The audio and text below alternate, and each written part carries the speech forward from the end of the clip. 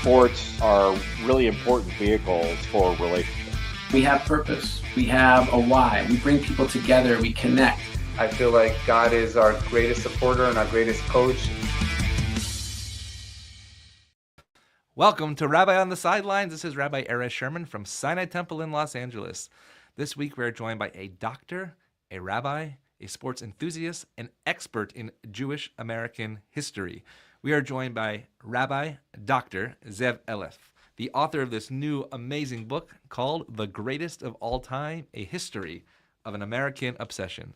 If you're thinking about who the GOAT is in your life, whether it's politics or science or religion or art or even in sports, this is the book to read and this is the person to speak to. Dr. Zev Eleff joining us from Philadelphia, Pennsylvania. Zev, how you doing? Really, really wonderful to join you. You know, this is truly a Shechiana moment because I believe this is the first rabbi I have had on this show. Just before you said that the rabbinic ordination did not help you get into this space of writing this book, but actually perhaps it was a Beshert moment coming from different denominations, but the love of sports and the greatest of all time, that's what brings us together. So great to have you on Rabbi on the Sidelines. Yes, thank you so much. So the greatest of all times, first of all, I want to tell everybody how we were introduced. It was actually by a common friend, John Eisenberg, who wrote about the greatest quarterbacks, actually. And we, as I told you, we talk about Kodesh and Chol here. We talk about both the sacred and the ordinary. So let's begin with the ordinary and talk about your journey in sports. What led you to love sports and what does it do for you? So it begins with John. Actually, John was a columnist for the Baltimore Sun. Yes. Born in Philadelphia, my physician father got a job at Johns Hopkins, and I grew up with Orioles and then eventually Ravens fandom. And shout out to Adam Newman, also has been a good friend. I'll see him tomorrow at Ravens practice, actually. Oh, please tell him I say hello. I will. And sport, growing up in Baltimore, sports was a big deal. The Orioles were good. That's a rare thing. We had just gotten the football. Now I think about it. I was a decently athletic fellow. Small, private Jewish day school meant that there wasn't much of competition to make it onto the JV middle school team. But so beyond just being a real big fan of Cal Ripken Jr. and then Ray Lewis, Joe Flacco, and now I bleed purple for Lamar Jackson, is the idea of, in thinking about becoming a historian, sport, whether it makes meaning or not, or whether it's pivotal that your team wins the championship or stinks so badly they get the first pick of the draft, sports is this crucible for meaning in America. I mean, think about Title IX and Billie Jean King. Think obviously about Muhammad Ali, Jackie Robinson. Frivolous or not, change is made on the baseball diamond and the gridiron, the grass at Wimbledon. And trying to parse out why that is, we for faith-bound people, but also as Americans. And then beside for that, sports writes well. I find myself, I'm just the conduit, writing about these stories, about these things. And there's always controversy. My teacher, Jonathan Sarna, always taught, for a historian, controversy is your friend. Boring to write about humming institutions and people who lived just good, charmed lives. Sport is full of controversy. So what is the controversy of the day in sport that we should be looking at that could lead to change or deals with change? Oh, I mean, the economics of baseball is looming large. Not too far away from me, Bryce Harper apparently just cussed out Fred Manfred, and maybe we'll see another 1994, another baseball strike. But what's the big issue? I think winning. Interesting. I think that I never thought about it. Nobody's ever asked me that before. That's why we're on the show today, Zev. Winning. Let's unpack that a little, actually, because I was on a high school team, actually. A little disappointed that Baltimore, we didn't get a mention of Tamir Goodman, but I know probably a common friend as well. Tamir Goodman dunked on my basketball hoop when I was a kid. No, Tamir, I was in Baltimore for that whole University of Maryland, Gary Williams saga. No, it's a good point. But when we talk about winning, I was on a team that year when Tamir graduated high school, and I was 1-19, and it was the best experience of my life. And today we see youth that if they're not winning, then they quit. NIL, if you're not playing, then you transfer. If I'm not getting paid enough to talk about economics, then I'm just going to go somewhere else. How would you define winning in the respect of greatness and that you spoke about? I'm thinking back to a couple of years ago when the Milwaukee Bucks had just been ousted in the playoffs. Great quote. I know what's coming. And so I'm going to butcher it. So I'm going to paraphrase. And Giannis asked, was this year a failure? Mm-hmm. It wasn't a failure. We accomplished a lot. We grew as people. Fans enjoyed us. He continued to be one of those dominant big men in the league. Failure is not defined if you're the 1 in 30 teams who hoists that trophy at the end. I think we have this all or nothing idea of winning, which is unfair. Maybe we are plagued by the success of a Patrick Mahomes, of a Michael Jordan, the specter of Michael Jordan. You have to win. Not only did Michael Jordan three-peat twice, but we presume that Akeem Olajuwon would not have stood tall against him during those 2 years of retirement. I think we need to understand. I think we have to come to terms with a more nuanced approach to what success means. And so let's take it to the Kodesh right now. It's the week of Tisha B'Av. It's during the 3 weeks. There's a lot of disunity in the Jewish world. And I don't mean this lightly, but what does winning mean in the Jewish world today when we see such division between us? Right. It's a really, really fabulous question. It's a better question than I can offer an answer. Winning, I don't want to be too esoteric. Might be coming to terms what our Jewish world means. Really, since COVID, we've been a fractured community. We've obtained our Jewishness in podcasts, by Zooming into a synagogue, by attending a synagogue, by reading blogs. It predates COVID, but it really moved quite a bit at that time. And I think the events of the terrorist attack of October 7th and what has ensued in Gaza on all sides has really confirmed just how much we need to come together and figure out what exactly are those things that unite us. We are not disunited because of the aftermath of October 7th. That, I think, has shined a bright light on the fractured nature of our community. And so I want to go to some of the themes that you speak about in this book. All the other pieces are tangents to that, but I want to get to the expert in this, where you talk about the difference between greatness and fame, and also this difference between idols of production and idols of consumption. Maybe define those for us, idols of production versus idols of consumption, and greatness and fame, that the most famous person perhaps might not be great, but the greatest person might also not be famous. So every book, every project I take on has to be something new. I get bored very, very easily. This book took me into American studies and media studies. And I learned quite quickly, didn't know it beforehand, but that the so-called Frankfurt School and Leo Lowenthal was really these incredible thinkers about how do people accumulate fame, how do they accumulate notoriety. Idols of production and consumption. Production means that they make in Lowenthal's terms, they leave a lasting impact. We don't just consume these idols. They are the Thomas Edisons. They are the Abraham Lincolns, those who create a legacy. The consumptions are how we think about celebrity. Insert your Kardashian here. Hey, you're talking to a Hollywood crowd here. That's true. Although I do think there is a lasting impact on it. Yes. The notion that we are consuming them in modern day celebrity. That's what Lowenthal's thought was. That got me thinking a lot about how fame and greatness are juxtaposed to one another, and particularly how 125 years ago, the very first Hall of Fame was consecrated in the Bronx. It was called the Hall of Fame of Great Americans, and how it positioned fame with, but also against, greatness. At the time, there was a run on fame in economic terms. There was inflation. More people, because of radio and because of cheap printing and newspapers and the ability to insert an image. Whereas 15 years ago, in the late 19th century, people knew what Abraham Lincoln looked like, but not many other people. All of a sudden, you could recognize famous people. So Americans needed a new category. If there are too many famous people, we needed to create a new scarce resource, and that was greatness. And that was all about this funny thing called the Hall of Fame of Great Americans and how to identify what was great and who was great. So growing up in Syracuse, New York, it was a annual tradition to head down the road to Cooperstown. Actually, one of my first guests was Josh Rawitch, the president of the Baseball Hall of Fame, just the induction this past weekend. Right. And also within this idea of halls of fame, you don't really see it outside of America.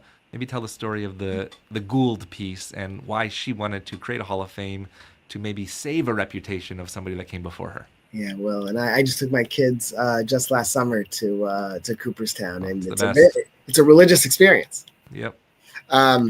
So Helen Gould is deeply invested in her robber baron father, Jay Gould, who doesn't have. He tried monopolizing gold with in the 1860s, and people didn't much like him. He doesn't reach the level of philanthropy in the position of a Carnegie or Rockefeller, or even a Vanderbilt.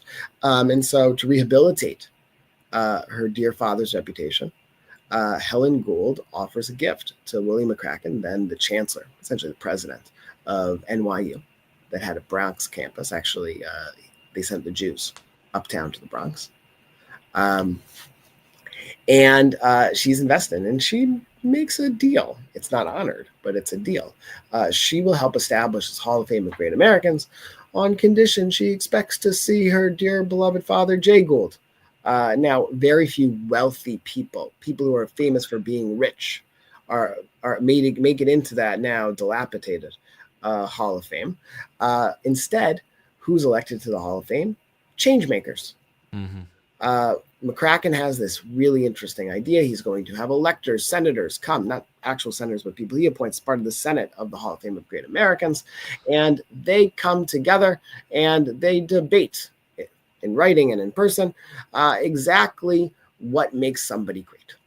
Washington and Lincoln, Benjamin Franklin. No women make it in initially. Mm-hmm. Businessmen don't make it in, but the contours of greatness are usually defined by Americans, both in terms of that particular project, the Hall of Fame, but generally over the idea of, did you make change?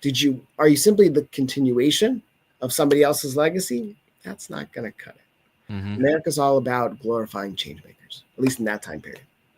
And you referenced that in Europe, it was about following tradition, while here was the breakers of tradition. And in fact, I believe you called them rebel rousers of the immigrants that did come to this country. Well, I didn't. But yeah, so you had Sir Francis Galton, who is best known as the godfather of this despicable thing called eugenics. Mm-hmm. And assumes that who made it to America? All the riffraff for the last 200 years. And America would need to really work hard to develop a stock that could really amount to much of anything. And this idea of status, of hierarchy. If you think about the Parthenon, I think about Westminster Abbey, not exactly halls of fame, but who do they glorify? People of a certain breed. It's an exclusive club based on which family you were born into. Mm-hmm. Americans thought differently. In fact, when one scholar from MIT tries to prove that the Hall of Fame of Great Americans, the inductees also come from a certain lineage, there's an uproar about such a concept. And so when you speak about change makers, and then we're talking about sports, I've spoken to many people. I've asked Dan Schulman from ESPN, I've asked Ernie Johnson, and people like that who have the ability to use a voice in the sports world. And some people say, you know what, my job is to just say what's happening on a field or court. Other people, and I started this podcast during COVID, during the George Floyd riots, it's led to crises around the world, now Israel. What is the role, according to you, and the greatest of all time, of athletes in sports making change outside of that? And I reference actually here in your book, Albert Einstein, mm-hmm. when you speak about somebody who becomes famous, then from the outside has the ability to speak about everything. And we see that a lot. Exactly. Right. That chapter about Einstein, Edison, and Ford is all about the all-knowing answer man. All of a sudden, because he discovered the theory of relativity. Einstein has this image of him looking out the port window, I believe in 1930, nervous. You could tell by his look that he sees this throng of reporters, of these journalists who are going to ask him about Adolf Hitler. They're going to ask him about women's suffrage. They're going to ask him about all sorts of things. He doesn't want any part of that. He has a fellowship to Caltech. He wants to just move forward. But we as Americans expect our great people to have pervasive wisdom. Whether you're a brilliant engineer and inventor like a Thomas Edison, or you're a shooting guard for the Chicago Bulls. It must be you have something worthwhile, and you should use your platform. Are you referring to John Paxson or Scottie Pippen? I don't think so. I think Michael Jordan, and he gets into trouble. Why don't you condemn in your own home state of North Carolina? Why aren't you taking a stand? You're the most famous person in the world. It's Jordan, Oprah, the Pope, in that order. Why doesn't Michael Jordan use his pulpit to get the so-called right candidate elected to Congress? In his response, it's actually the way it's retold sounds better. It's Republican. It's actually what he said was Republicans buy shoes also. It sounds better as sneakers. And that really created a lot of dismay.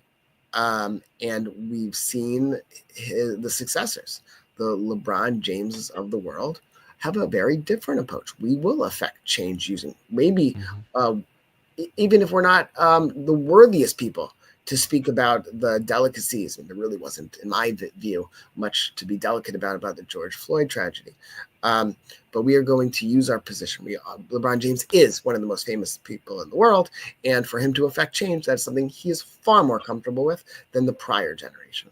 I mean, you look at Coach Bruce Pearl with the hostages and Edon Alexander, and I'll just tell you this, when I had Tracy Wolfson on the show here, and then she took those 30 seconds during the Michigan game during the timeout to say that he brings Edon Alexander's family there. I reached out to Tracy after and I said it meant so much to the Jewish community, and she goes, "No, you don't understand. Edon lives in the same New Jersey township that I live in, and it made even more meaning to me than anybody who was listening." When you begin to hear the humanity behind how athletes, broadcasters, managers, owners, coaches, when they bring the humanity to the court, to me, when we talk about the idea of winning, that's where the winning comes from. Yeah, I had my only brief exposure to this was I got into a very, very brief Twitter discussion with my beloved safety, Ed Reed, who had a very different take on Kyrie Irving. Brilliant safety. I'm not sure I share his politics, though. And so then let's talk about the Babe Ruth versus Ty Cobb piece, because you talk about Ty Cobb being the best player, but Babe Ruth being the greatest of all time. And it goes beyond the field. It goes in terms of what they look like in their own life.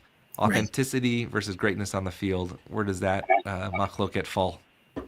And then just be clear, I don't necessarily take a stand on who's greater in any of these figures. I'm not here. There are plenty of books that will use all sorts of machine learning or popular wisdom to rank who the greatest baseball players, the greatest scientists or presidents are. I'm really looking at when the consensus changes, when there is this change regime in thinking. So it's not my opinion, but the consensus among the baseball writers and fans generally was that Ty Cobb was the greatest baseball player who ever lived until mid-century. He receives more votes than does Ruth in 1935 for Cooperstown for the Baseball Hall of Fame. The votes in 35, it's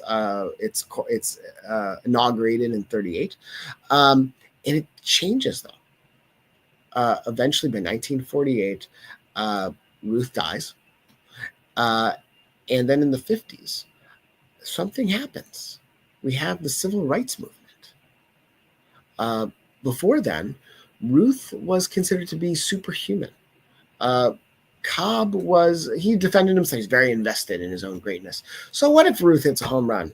I slash a single, I bunt to get to first base, and I steal 3 bases. That's the same consequence. I'm a better fielder. I'm a better manager. He's very happy that he was not much better, but he's a better manager than was Ruth record-wise.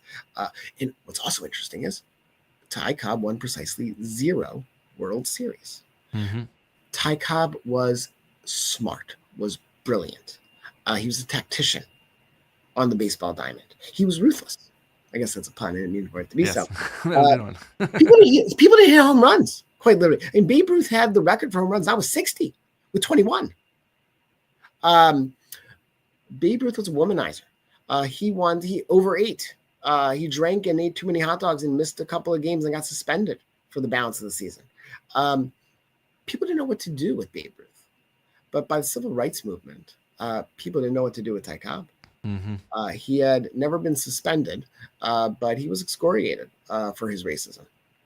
He beat up an elevator mechanic, a technician, for being black and looking at him the wrong way. I mean, he was not a great person. And so what happens is that Americans need to find a way to demote Cobb for Ruth. We need different people. When this book is about what we talk about when we talk about greatness, we need all of a sudden the utility, the usability of a Ruth in the 1950s moving forward is much greater than a Ty Cobb. And I can say my child probably knows Babe Ruth's name today, but doesn't know Ty Cobb's name, which is so fascinating. Cobb goes on a game show and nobody recognizes him. Mm-hmm. Everybody knows Babe Ruth. What also happens at that time is that in the middle of the Cold War, change makers aren't exactly as in fashion. We want to invent, and I don't mean to get overly political here, this idea of, although it would be called this by Tom Brokaw for 40 years, the greatest generation. Yep. We need to invest in American traditionalism, this tradition of Americanism. And so the idea of Ruth's philanthropy, which he was very charitable. All of a sudden, he represented the best of what's in America. Until Ruth, we were very eager to slaughter our great ones for the next one. Mm-hmm. When you and I were growing up, the reluctance to give up our great people for new ones. Even today, when we hold dear to Michael Jordan over LeBron, or maybe I shouldn't speak for you, when I do. We skip a Kobe in there. That's a big LA debate. That's true. I'm protecting my childhood, my values by clinging to a Michael Jordan. And we use these metrics. Like I said, Ty Cobb never won a World Series. And yet, when we talk about in football, I'm a Ravens fan, so you'll excuse me for not being too much of a Patriots fan or a Tom Brady fan. In my book, they stole a couple of Super Bowls. When we measure the greatest quarterback of all time based on the number of championships, the Super Bowls that they've held over their heads. But Cobb never won any. The metrics change because we need different things out of great people. I like that again. We need different things out of great people. And you can see behind me, there's a picture of Carmelo Anthony, but also Coach Jim Boeheim, who was one of my great ones, both on the court, but actually off the court. And a lot of the chesed that he did, I'll send you one of my first episodes that I did with him. And the chesed that he did that was never publicized, for me, that is one of my reasons why he's in the Gedolim. I'll bet you also have a light bulb moment from that one and done championship. 2003, I can tell you exactly the whole season, where I was, what I was doing, the moment that I thought it was going down the hill, and then picking it back up as well. The same thing 2 years earlier. I'm elated because Juan Dixon has done what Steve Francis couldn't do, and he brings a championship to Maryland. And who should have been on that team? Tamir Goodman. Tamir Goodman should have been on that team. I think it was a Laker. Steve Blake was on the team. Exactly. So I want to go back to Einstein for a moment about science and faith. Because you speak about Spinoza's God. Maybe you can define to the audience what Spinoza's God was and how Einstein challenging faith was actually okay in terms of the idea of greatness. Oh, so that's fascinating. So Benedict Baruch Spinoza is one of the great so-called heretics of modern Jewish history, and he identified with a certain metaphysics and this idea of a God who wasn't a singular God, the idea of a God. Not to get too complicated about it, and how he's felt in the world today. Einstein writes an article for the New York Times Magazine about faith and religion and science, and he sort of toes the line, doesn't really identify him as very faithful, because of course he's known as a Jew. Father O'Connell in Boston has only miserable things to say about Einsteinism. It's kind of like Freudianism. It's kind of like hedonism, and all these Jewish inventors can go south to Satan. So he's identified as a Jew. And what's fascinating is even those devout Orthodox rabbis are defending Albert Einstein. So what if he believes in Spinoza? An Orthodox rabbi, a conservative, they're not going to align with Einstein's view of a godhead, the way that Einstein was adopting Spinoza. And nevertheless, the idea to absorb at full depth a great man like Einstein was so important to them. So important. They could do no wrong, because they are that link, that conduit, that ability to attach yourself to a legacy like Albert Einstein at that moment, and to see his resilience amid anti-Semitism, particularly in the 1930s, where there was much talk about Father Coughlin, another person who's in this book, Charles Lindbergh. Yes. They needed Einstein. They needed Einstein more than his theology. That's interesting. And so when you talk about the Hall of Fame, I believe his statue is actually right across from the Jewish Theological Seminary. I didn't realize until I saw the picture in the book at Riverside Church. How does he end up as one of the angels on the church? It comes out. It's great. I read the book. You read the book. So this was it's amazing how I found all of these things. It really was just, I'm not a very spiritual person, but just all these stories came together for me. So Henry Emerson Fosdick is this rather liberal founder of the Riverside Church. And he has this unbelievable edifice not too far away, as I say, from JTS in Columbia. And he very proudly takes Einstein just as soon as he disembarked. But this is that story that we talked about. He comes and he views it, and there is this, along one of the portals, the openings to the church, is this relief, these busts of scientists.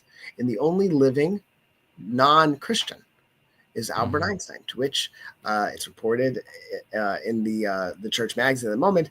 He says something to the like of, I always thought that Jews might make a saint out of me. I didn't know Protestants would. But that other people are making meaning out of Einstein.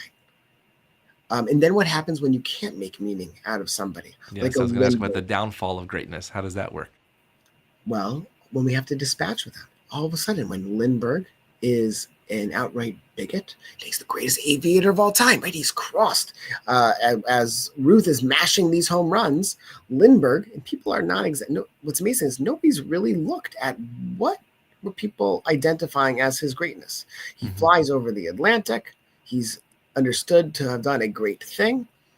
Turns out he's got miserable politics. And so with that, Americans need to find a new great aviator. You have Charlie Chaplin. Some people accuse him of being Jewish. That's a case of anti-Semitism. He was not at all. He was a Protestant. When J. Edgar Hoover is after him for having so-called communist sympathies, I think he was just rather irreverent. He wasn't a communist or a socialist. He is banned from America. He's this man who created Hollywood, essentially. And yet he is denied, not too far away from where you are, Eris. He's denied the Walk of Fame. Yep. Why? Because the Chamber of Commerce and the people who own the storefronts along there said, we can't have a star for Chaplin. We'll lose business. So Charlie Chaplin Jr.'s Charlie Chaplin Jr., the son of Charlie Chaplin, sues for libel. And I have an attorney brother-in-law. Shout out to my brother-in-law, Jonathan Stieglitz, who was very nice enough to go to the Court of Common Pleas and the archives there and go through the microfilm and find these depositions. Never been viewed before. And all of a sudden, the greats of Hollywood are arguing in depositions. Let him have a star. So what if he's not a good American? He's the greatest comedian, the greatest actor, the greatest this, that, or other thing that we've ever had. How could you have a Walk of Fame without a Chaplin? And yet, they misunderstood. We all misunderstand that greatness is tied to our own personal identity, to our own value. Ooh, I love that. For those watching, you might hear that again on Rosh Hashanah. Say that again. What did I say? Oh, no, I have it on record. I'm going to go back later. Greatness is tied to your own personal identity, right? To our sense of being, to our values. When values. Talk about, psychologists have this idea of a light bulb moment. Sometimes they're very often reserved for tragic things. Assassination, when you heard about Kennedy's death, I'm not old enough to 9/11. We know exactly where we were when we heard about 9/11. 10/7. Exactly where we were when we heard about 10. We remember 10/7. We remember where we were when we heard the first number, the second number, the disbelief about the third number, then finally the last number. Yep. Sometimes, though, we have it for the crossover push-off of Brian Russell and Michael Jordan wins the NBA Finals. We remember when Maryland or the Ravens or the Orangemen win the championship. We remember falling in love and realizing this person's the one. Greatness very often is tied to those very affectionate moments that say a lot about ourselves. And so is it subjective or objective greatness? Oh, it's totally subjective. Yeah. No. Because the metrics change. We will develop a scorecard that suits our needs. Now, obviously, nobody in the world is going to say that Zev Eleff is the greatest point guard to ever grace a basketball court. No way. So there has to be some reasonable set of characters. But we want ourselves in it. We want to see ourselves, and therefore we approximate ourselves by talking about our heroes.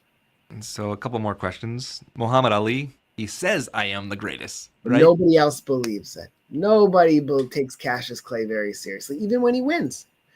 You have Jimmy Cannon and other rather racist folks who can't accept the fact that somebody like Muhammad Ali is the champ. They assume that Sonny Liston took a fall. His second time he took a fall. There's no way. There's got to be. Part of it was his recalcitrance, that he refused to be conscripted into the Vietnam War.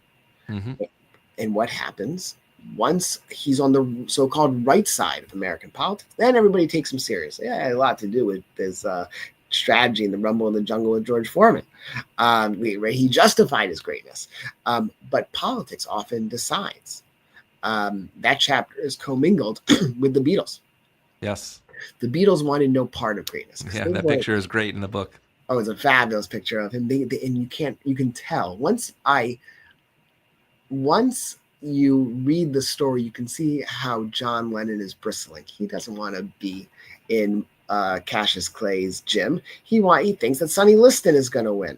Bring us the real champ. This is just after they had performed the Ed Sullivan show twice, actually. Once in New York, and then they were in Miami for a second taping of it. The Beatles become quite American in their stylings of greatness. They don't want to be great, however. Because greatness meant your father's greatness by the 1950s and 1960s. Right. We don't want to be associated with us at all. We want to be our own people, to the point where talk about faith in this discussion.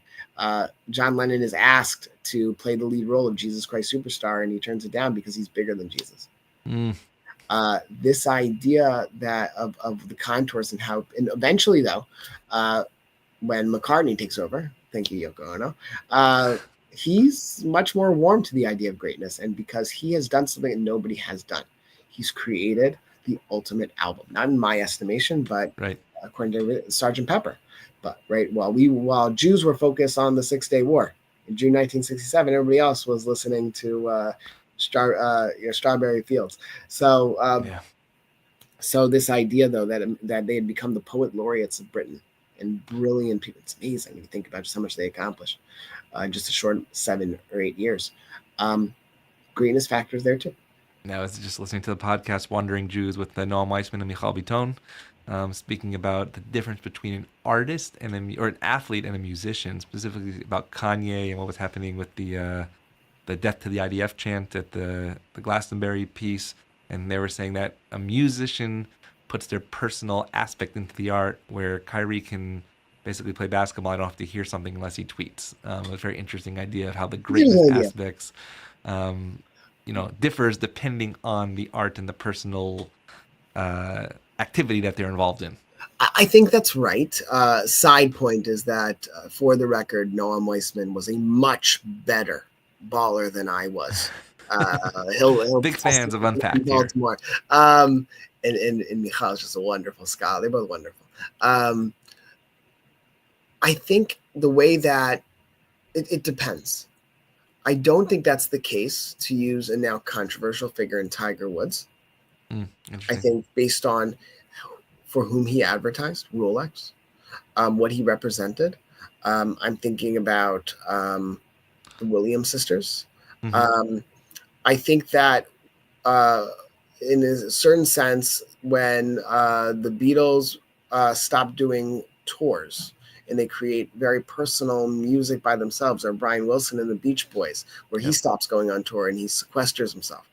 I think to use your profession, I think we all design our own pulpits.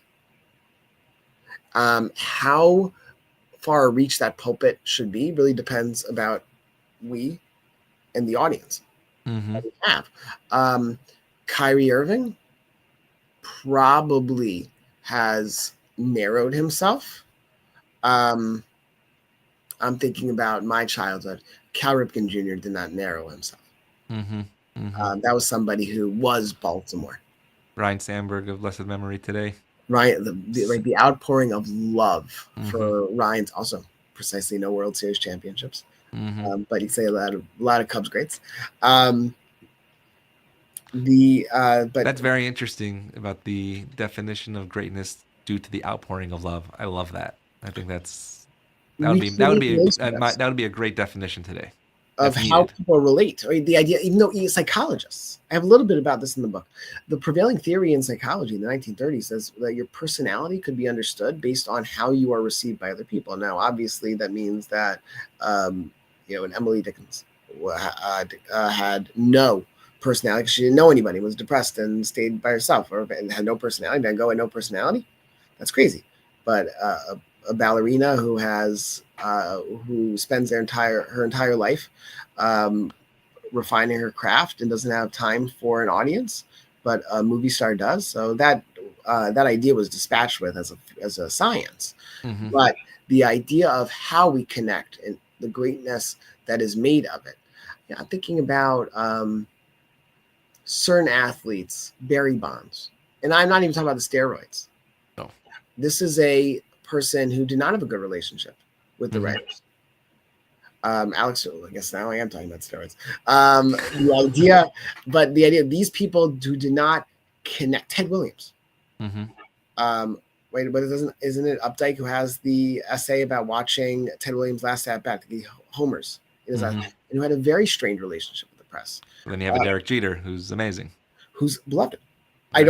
If you look at their stats, again, World Series notwithstanding. Right. Ted Williams had a remarkable career. Don't get me wrong, the captain, I'll never forget his rookie season in 1996 ALCS, and there was a Jewish fellow named Jeffrey Mayer who swiped right field. Never will live that. I remember that is a flashbulb memory for me. Oh boy. But how we connect to these people and why, because John Lennon, George Washington, these people, their greatness, it's not an aggregate of their lives. It is the utility of their personalities and their legacies that make meaning for me. Oh, I love that. I feel like we need a Tikkun Leil greatness. This can go on forever. And I feel like you've also probably sat at the foot of Dr. Jeffrey Gorak many times at YU. Jeff was my beloved teacher in undergrad. Had him on twice in this show. Great guy. Jeff definitely is an inspiration for this book and my prior book on football. We'll disagree about Yankees and Derek Jeter, he and I. But Jeff was somebody who taught me how to write well. I'm not sure I pull it off, but Jeff was somebody who understands about the access to writing. And writing is very much like what we talked about, this formula of you have to maximize your reach. And so I want to just ask two last questions. It's just the beginning of a conversation. First of all, Rabbi Dr. Zev Eleff, The Greatest of All Time, A History of an American Obsession. It's truly an amazing, amazing book. And I want to get down to the personal because I am thinking about the high holidays coming up, and they're called Yamim Noraim. It means the greatest of all the high holidays. And we speak about not just others, but really about tshuva and ourselves. And you then switch towards the end of the book that really there's no greatest, but this generation's about creating lists of options to choose from. So talk a little about how we get to what's the meaning of list today. And in fact, there's list of the greatest rabbis. Thankfully, my predecessor, Rabbi David Wolpe, was on that many times in Newsweek. And so I'm living in a wonderful shadow of Rabbi Wolpe, who also, by the way, big Eagles fan, big Phillies fan. His father was the rabbi not too far away from me at Har Zion. Har Zion Temple, exactly. So we have the Philly LA connection. But what is this idea of list? And then I just want to put that in context of the last sentence of the book, which I underline, which I think is fascinating. I don't even remember it. Where you say, it foretold of a later period, our time when change is rapid and everyone is great. Can every single person be great? Wow, this really goes back to what we talked about winning. Lists in an age of we were more incredulous about the notion of greatness. Certainly after Vietnam, we no longer believed in Camelot in the White House. We no longer believed there was one great person. One of the great items, of course, I have to mention just very briefly, is Jim Brown. No longer, because he was Syracuse alum. Right, Jim Brown had to be dethroned as the greatest football player of all time, and they did the sports writers, a so-called better black man, one who was happily married, one who had an impeachable record, and of course they chose O.J. Simpson as his replacement. Not very wise. Lists became a way to sort our feelings. We no longer had to pick the person, but we all of a sudden created rankings, and Americans became obsessed. U.S. News World Report comes out with their list in the 1980s, and we love doing lists. Think about in ESPN, the power ranking. The top 10. I Google it every Ravens won. Did they go? Like it matters. No, I remember in the top 25 AP, he would open the Sunday morning paper, like, how many votes do they have to get up to that top 25? And those lists, again, help us arrange our lives. Mm-hmm. And so we are in the age of lists. The one exception is Michael Jordan, where he just soars, quite literally, over everyone. Yeah. But we want to make sense of lists. Yamin No'araim, I think you're absolutely right. It fits in very well that we come up with our own internal lists. It redounds well, where we're much more incredulous about our own stakeholdership. We are worried about next year. It's not so cleary-eyed, this idea of a Mount Rushmore, this wonderful backdrop. It's more of a Har Sinai, right? It's more of a Har Sinai in this game. And but it's got our flaws. And so we come up with these lists, these rankings of how we prioritize what we want for ourselves, how we're going to improve on ourselves. That's the America of today.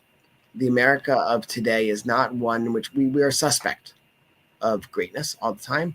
We are much, much more comfortable, not with coronating the one, but with thinking through how do we prioritize our great people? Because again, we are prioritizing our very complicated value systems. Right. I like that. Prioritizing their very complicated value systems. And I think living in a world of black and white, people often don't make their value systems complicated. They have to see this or that. And so the last question, first of all, you're like not a walking encyclopedia, but you're really a walking Gemara of sports and faith. The City of Shabbos table must be amazing. Looking forward to doing that one day. I know you're at B'nai David, just over Shavuos, so I hope you get there. Hopefully a couple of miles away. I make a good chicken soup. You'll have to come. And so this is not in the book because it's not necessarily a Jewish book, but it happens to be a book called The Greatest of All Time, History of an American Obsession, written by a doctor and a rabbi. And so is there a greatest text, Jewish text of all time that fits this book if you had to put an addendum into this book? Is there a greatest text? Do you want a book or a page? I want like a vort on a piece of Torah that talks about the greatest of all time based on what you've experienced. So I don't know why this is popping into my head, but I'm going to give you a Maramakom, a source from the Rabbeinu Bechaya, medieval, I think 13th century Spanish scholar. Just want to say Jay Billis didn't do this. Only you. We didn't do it? Okay. I don't have much more hair than most people, but I do have more hair than Jay Billis. The Rabbeinu Bechaya asks the question of why does Rosh Hashanah Yom Kippur, they only scant mention in Torah, in the Bible. Sukkot, Pentecost, Passover, Shavuot, they all get much more attention. Laws of purity and purity, much more. But if these really are the Yom Noraim, this really just popped into my head. Why do they get more attention? So offers the Rabbeinu Bechaya, those things which are most important only need the smallest text. They only need, because you get it. Something more mystical about that, I think, the idea of secrets and esotericism, but leave it at that, is that's always struck me. is that some of the texts that grab us the most are not the ones that are the most verbose. It's a line that just profoundly struck you, whether it's a line in Midrash, a line in the prophets, a line in Maimonides, but there's something that just seems so evident, so obvious, so very personal that it becomes a very great text. I love that. I love that. I'm going to B'Shem Omro, Rabbi Zev Eleff, on these high holy days, on my pulpit, on this pulpit next to this. That's why I love this pulpit, because it has engaged a different audience that might sit in tefillah or sit in limud or something like that. But when these ideas are brought together specifically through this idea of greatness, I have felt like I've sat in the Beit Midrash today with the new chavruta of mine. It's been a great chavruta. Thank you so much. So we are so excited to have Rabbi Dr. Zev Eleff, The Greatest of All Time, A History of an American Obsession. Hope to have you back for your book that you wrote before this, Dyed in Crimson, Football, Faith, and Remaking Harvard and America. We have a little expertise and experience here with Harvard and America with Rabbi Wolpe. So we hope to have you back. Maybe have a three-way conversation. I think that would be really fascinating as well. If you haven't gotten the book again, you can get on Amazon or in the bookstores, The Greatest of All Time, History of an American Obsession. Most importantly, everyone can be great. Zev, it's great to have you on Rabbi on the Sidelines, and we look forward to seeing you soon. Thank you so much.